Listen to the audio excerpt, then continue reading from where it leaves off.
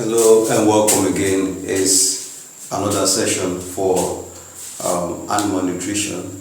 We're considering elements, mineral elements that are very vital for metabolic processes, physiological functions in animals, humans. Now we are in dietary iodine, and we started in the last video. We looked at it briefly, made an introduction last week, the last one, about the history of it. We came first of all iodine with symbol I and atomic weight 127. Now in the previous video, we considered the history of iodine. But before I go ahead, please thank you for your watch time, and I want to kindly request that you like the video. Also subscribe so you get more informative contents like this, and also share, subscribe, follow. Thank you so much. Let someone know. Please, you want to do it now. Please, you don't mind, just like and share.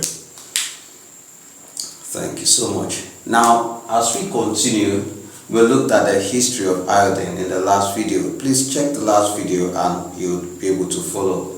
The order we follow, what to expect is the historical perspective. We'll look at the sources of the mineral and then the absorption of that mineral, the metabolic or transportation of it, and then the functions and deficiency symptoms.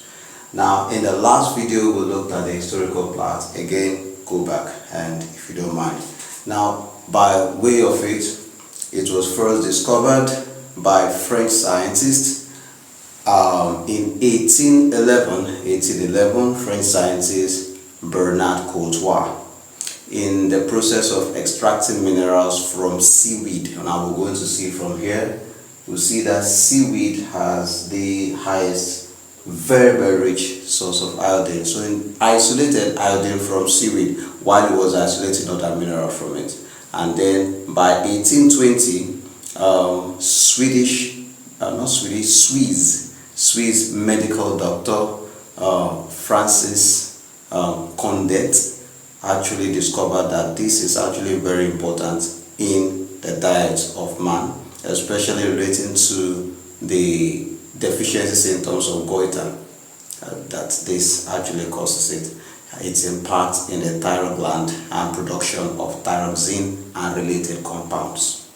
Now, if this be a very important diet that has very conspicuous medical impact, what are the sources? Where can we get them? So for human consumption and also for animals. The sources, therefore, we'll look at today. Iodine content is largely dependent on the soil concentration and environmental exposure. Now let me say this. Most of the minerals we've been looking at from the beginning are actually sourced from the rock. The process is this. First of all, you get them from the soil. But how did they get to the soil? Let's start from the original soil. Soils are formed from weathering of rocks. In other words, these minerals were components of rocks. So either through sedimentary rock, igneous rock, or metamorphic rock, by weathering of those rocks, you form soils.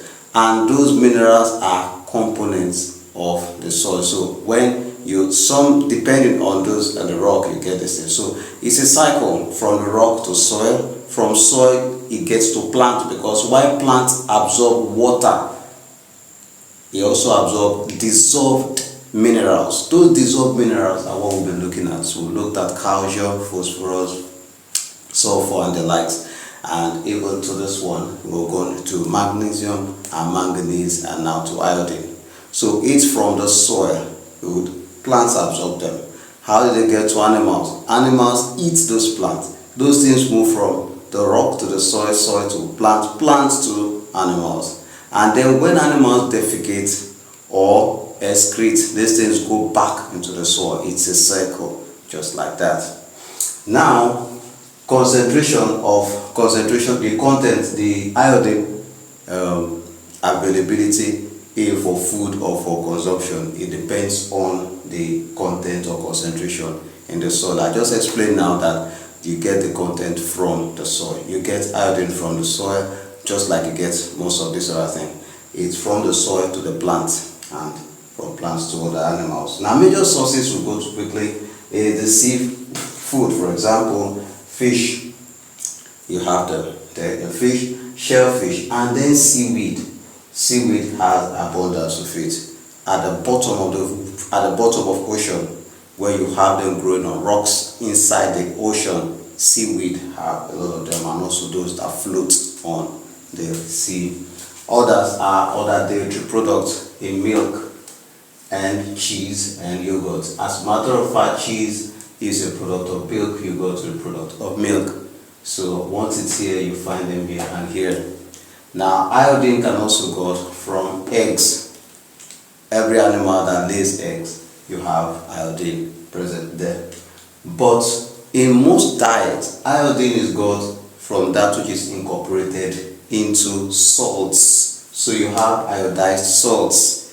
Now, why is it that World Health Organization and other health institutions have done this, have allowed this, or even pushing for it? Is because to pull down or stop or manage or reduce drastically the development of goiter in ailments in humans. So it's actually given a nod, a green card, okay, the green lights, okay, incorporate this in salts. So that's the main source by which humans get salt, including compounding feed for poultry and other animals. So it's incorporated in salts, table salt, so which is the primary source in many diets.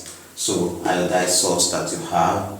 Now we also have them in grains and cereals. Of course, grains and cereals grow in soil. So, and most cereals are what they call heavy depleters of minerals from the soil. So of course, as a matter of fact, once they pull up the minerals from the soil through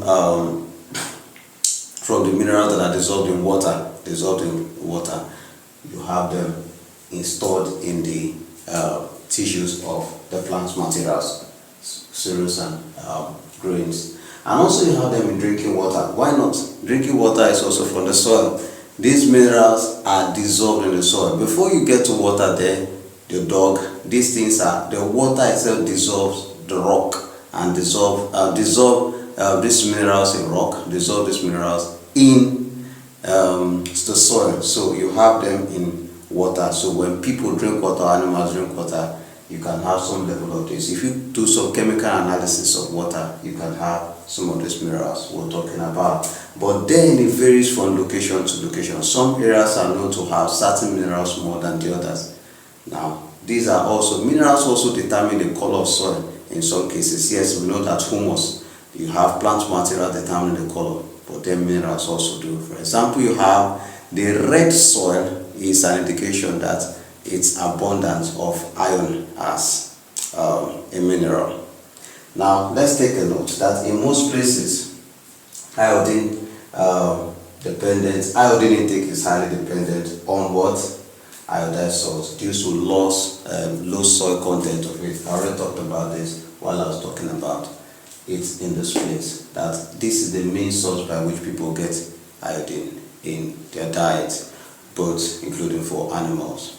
Now, thank you so much for staying tuned. We looked at the sources: seaweed, seafood, particularly seaweed, and also dairy products, eggs, also iodized salt, cereals and grains, drinking water.